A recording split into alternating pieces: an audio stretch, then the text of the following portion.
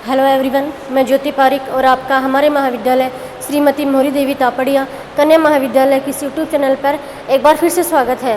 Last video में हम BA final के विश्व के प्रादेशिक भूगोल में हम एशिया की जनसंख्या के बारे में पढ़ रहे थे और आज हम नया टॉपिक लेके आए हैं जिसका नाम है एशिया का प्रादेशिक अध्ययन। तो देखिए, एशिया को प्रादेशिक आधार पर अलग अलग विद्वानों ने अलग अलग भागों में बांटा है। तो हम देखते हैं, सबसे महत्वपूर्ण है हमारा ईडन, ईस्टर्न और स्टेप।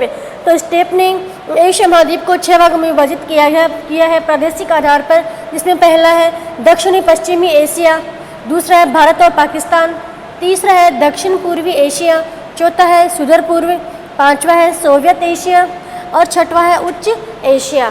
ठीक है, इस प्रकार से ये 6 भाग किए हैं स्टैम्प ने, स्पेट ने।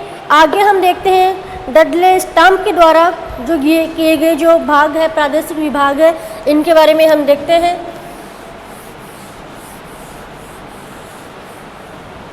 स्पेट के बारे में हमने देख लिया है, आगे स्टाम्प के बारे में। स्टाम्प ने भी एशिया को प्रादेशिक आधार पर कई भागों में विभाजित किया गया है, जिसमें पहला है दक्षिणी पश्चिमी एशिया, दक्षिणी पश्चिमी एशिया।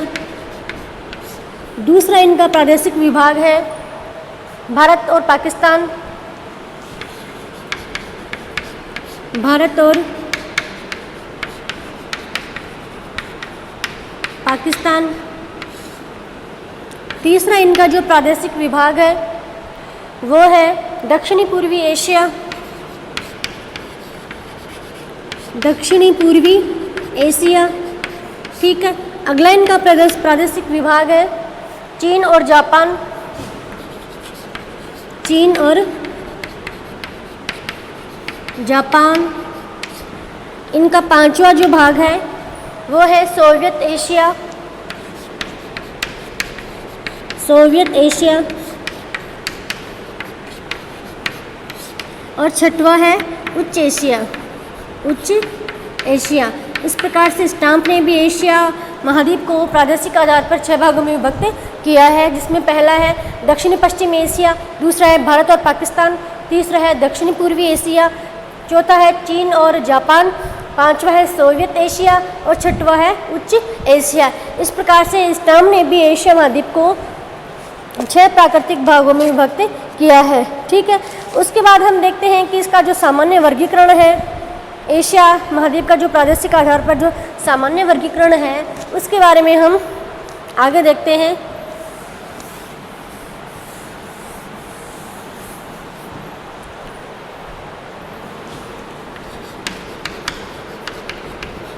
सामान्य वर्गीकरण,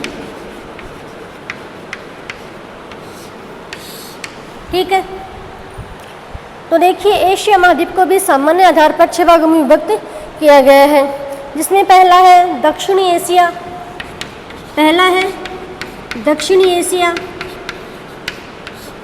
जिसमें अगला है पूर्वी एशिया, पूर्वी एशिया। तीसरा है दक्षिणी पूर्वी एशिया,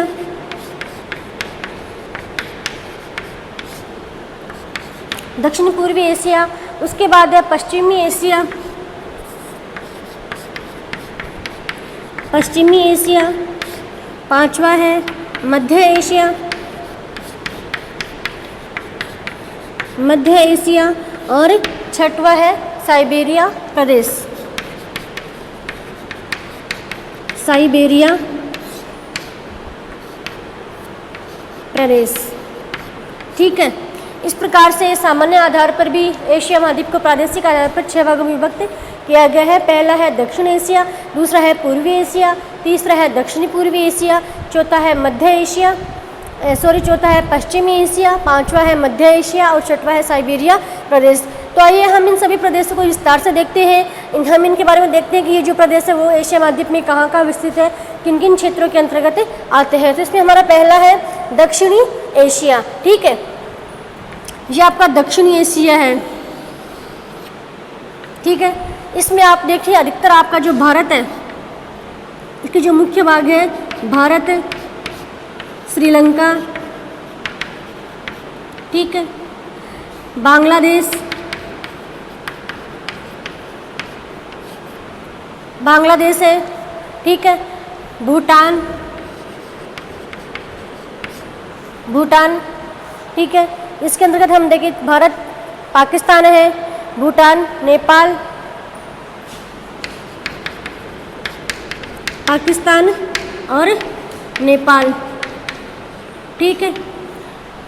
ये जो एशिया महाद्वीप के जो देश हैं वो आते हैं अपने दक्षिणी एशिया के अंतर्गत। कौन कौन से हैं? भारत है, श्रीलंका है, बांग्लादेश, भूटान, नेपाल और पाकिस्तान, ठीक है। ये सभी देश आते हैं अपने दक्षिणी एशिया के अंतर्गत। इसके अलावा भी हम यहाँ के जो कुछ पर्वत श्रेणियों को भी हम देखें तो इसमें सुलेमान पर्वत श्रेणी है, हिमालय और अराकान योमा, कुछ हिमालय पर्वत श्रेणियाँ भी इसके अंतर्गत आती है। कौन कौन सी हैं? सुलेमान, हिमालय और अराकान योमा, ठीक है। यहाँ पे आपकी हिमालय पर्वत श्रेणी है और सुलेमान पर्वत है और अराकान योमा जो पर्वत है वो दक्षिण एशिया के अंतर्गत आता है, ठीक है। उसके बाद हम देखें तो इसमें गंगा सिंधु नदी का जो मैदान है, ठीक है। यहाँ पे आपका देख लीजिए गंगा और सिंधु का जो मैदान है, ये गंगा सिंधु का मैदान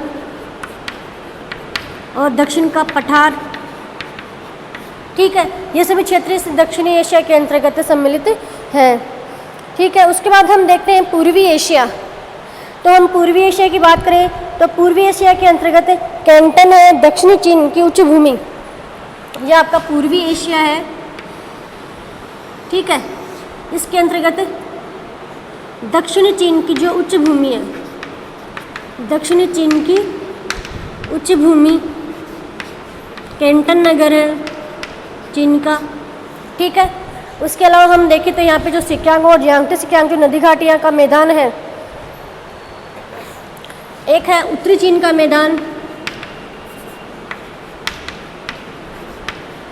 उत्तरी चीन का मैदान, यांगटीसी क्यांग और सिक्यांग नदी घाटियों का मैदान, सिक्यांग नदी घाटियों का मैदान इसके अंतर्गत आता है। इसके अलावा मंचूरिया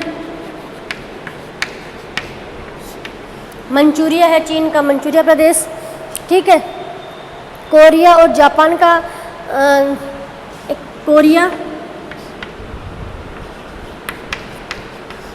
कोरिया, ठीक है। और जापान का जो तटीय प्रदेश है, जापान के जो द्वीप समूह है वो भी इसके अंतर्गत आते हैं, ठीक है। तो ये है एशिया महाद्वीप का कौन सा प्रदेश है? पूर्वी क्षेत्र, पूर्वी। ये था दक्षिणी, ये दक्षिणी एशिया था और वो है पूर्वी एशिया, ठीक है। पूर्वी एशिया के अंतर्गत हम देखते हैं तो मुख्यतः जापान, कोरिया और चीन, ये तीन देश मुख्यतः आते हैं। और चीन के जो उत्तरी चीन का मैदान है, दक्षिण चीन की उच्च भूमि है, यांगटी सिक्यांग और सिक्यांग नदी घाटियों के मैदान है, मंचूरिया है, ये सभी चीन के ये सभी क्षेत्र पूर्वी एशिया के अंतर्गत शामिल हैं, ठीक है। उसके बाद हम देखते हैं अगला प्रदेश है दक्षिणी पूर्वी एशिया, ठीक है। आप ये क्षेत्र देख लीजिए पूरा दक्षिण पूर्वी एशिया का, ठीक है। ये वाला पूरा एशिया है हमारा दक्षिणी पूर्वी एशिया, दक्षिणी पूर्वी एशिया, ठीक है। इसके जो मुख्य देश हैं उनमें देखिए इंडोनेशिया है,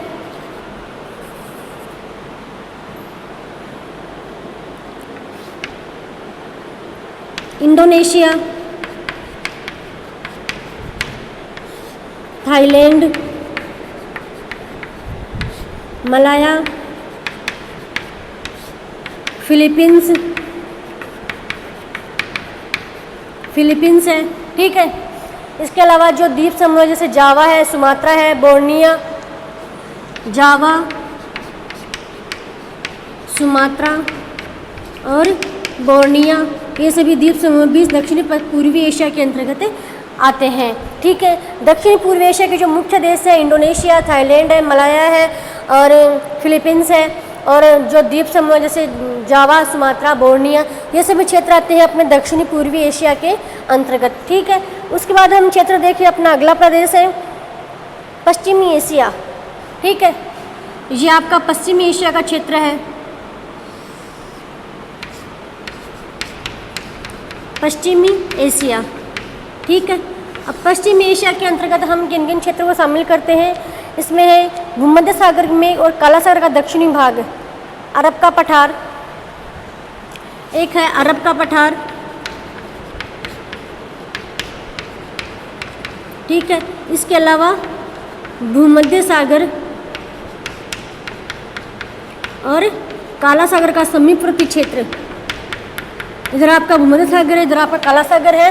भूमध्य सागर और काला सागर का समीपवर्ती क्षेत्र इसके अंतर्गत आता है। इसके अलावा Georgia, Armenia, Azerbaijan, Georgia, Armenia और अजरबैजान, ये सभी जो देश है वो इस पश्चिम एशिया के अंतर्गत शामिल है। ठीक है, उसके बाद हम देखते हैं मध्य एशिया।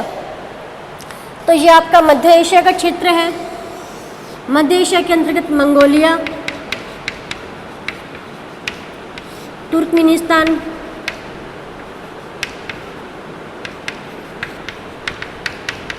मंगोलिया है, तुर्कमेनिस्तान है, कजाकिस्तान है, कजाकिस्तान और किर्गिस्तान,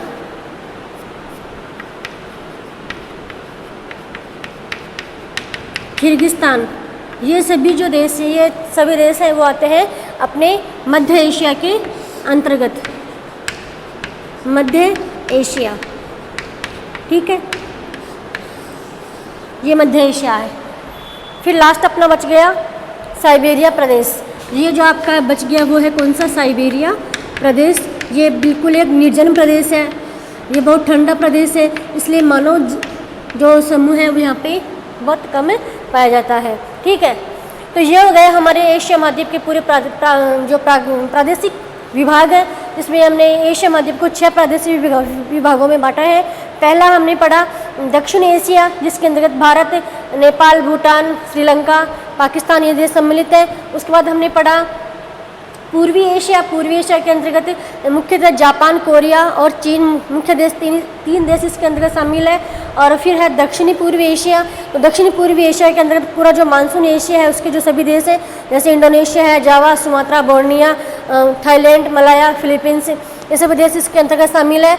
उसके बाद हमने देखा पश्चिम एशिया। तो पश्चिम एशिया के अंतर्गत जो भूमध्य सागर और काला सागर है उसके जो समीपवर्ती जो देश है वो इसमें आते हैं। इसके अलावा जॉर्जिया, आर्मेनिया और अजरबैजान, ठीक है। इसके अलावा अरब का पठार भी इसमें शामिल है।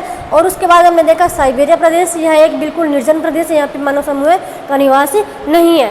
ठीक है, इस प्रकार से आज की वीडियो में हमने एशिया महाद्वीप के प्रादेशिक विभागों के बारे में हमने बात कर ली है। और कल की वीडियो में हम सबसे पहले दक्षिणी एशिया के बारे में डिटेल से पढ़ेंगे। तब तक के लिए धन्यवाद।